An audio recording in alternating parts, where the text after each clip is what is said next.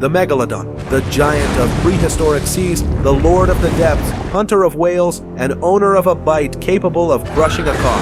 And on the other side, Godzilla, the king of monsters, a mythological nuclear creature that walks the oceans and spits atomic fire. If you're a fan of monsters, you've already seen our episode of Megalodon versus Kraken, but what would a battle between the largest shark in history and the god of destruction look like? Who would strike first? Would the Megalodon's speed be enough against Godzilla's radioactive power? And what tricks would the king of monsters bring to this fight?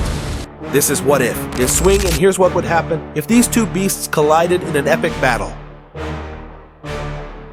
According to fiction, Godzilla is a force of nature, over 120 meters tall, with impenetrable scales and an atomic ray that reduces cities to ashes. On the other hand, the Megalodon, according to science, was 18 meters long, with jaws that exerted 10 tons of force and a speed of 50 kilometers per hour in the water.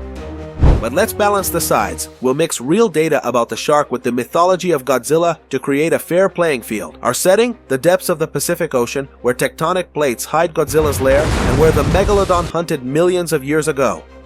On one side, the Megalodon, 50 tons of muscle, 18-centimeter teeth, and a sense of smell capable of detecting blood from miles away. His hobby? Crushing whales with a single bite. On the other side, Godzilla, 100,000 tons, nuclear thermal armor, atomic ray, and the strength to drag monsters the size of skyscrapers. His hobby? Defeating gigantic creatures and leaving a trail of radiation. And you, are you Team Megalodon or Team Godzilla? Let us know in the comments.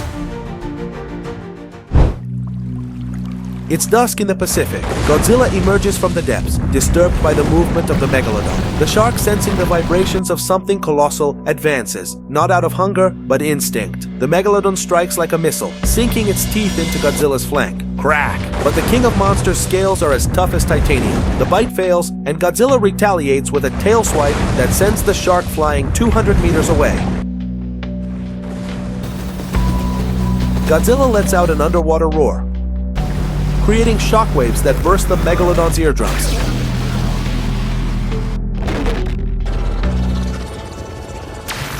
The shark retreats but doesn't give up. Using its agility, it circles Godzilla, nipping at his fins. Godzilla, annoyed, activates his underwater atomic ray.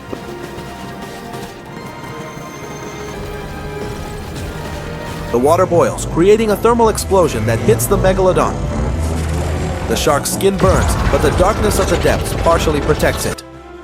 Godzilla grabs the Megalodon with his giant claws, dragging it to the surface. With one final point-blank atomic blast, the shark is incinerated. The king of monsters lets out a triumphant roar and dives, leaving only a trail of smoke in the sea.